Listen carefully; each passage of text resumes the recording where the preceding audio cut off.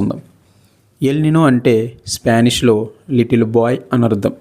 మధ్య మరియు తూర్పు పసిఫిక్ మహాసముద్రంలోని ఉపరితల జలాలు అసాధారణంగా వేడెక్కడాన్ని ఈ ఎల్నినో సూచిస్తుంది. దీనిని అర్థం చేసుకోవాలంటే మనం ముందుగా సాధారణ పరిస్థితులు ఎలా ఉంటాయో చూడాలి.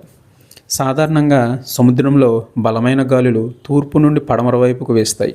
ఇవి ఒక పెద్ద చీపురులా పనిచేసి వెచ్చని ఉపరితల నీటిని ఇండోనేషియా మరియు ఆసియా వైపుకి నెట్టివేస్తాయి. దీనివలన దక్షిణ అమెరికా తీరంలో పోషకాలతో కూడిన చల్లని నీరు పైకి వస్తుంది. కానీ ఈ ఎల్నినో సమయంలో ఈ మొత్తం వ్యవస్థ దెబ్బతింటుంది.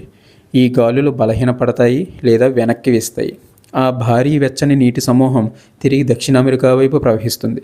వాతావరణం ఎప్పుడూ వెచ్చని నీటిని అనుసరిస్తుంది కాబట్టి మేఘాలు, తుఫాన్లు మరియు ప్రపంచ వర్షపాత నమూనాలు పూర్తిగా మారిపోతాయి. అయితే ఈ 2026లో భారతదేశం ఎందుకు ఆందోళన చెందవలసి ఉంది? ప్రస్తుతం అంతర్జాతీయ వాతావరణ సంస్థలు ఎల్నినో వాచ్ని ప్రకటించాయి. ఈ ఎల్నినో వాచ్ ప్రకారం భారతీయ ఋతుపవనాల సమయంలోనే ఎల్నినో ఏర్పడే అవకాశం ఎక్కువగా ఉందని నమూనాలు అంచనా వేస్తున్నాయి.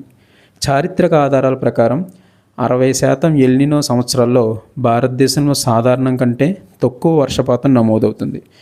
ఈ ఏడాది మనం అంచనా వేస్తున్నది ఇక్కడే ఉన్నది. మొదటిది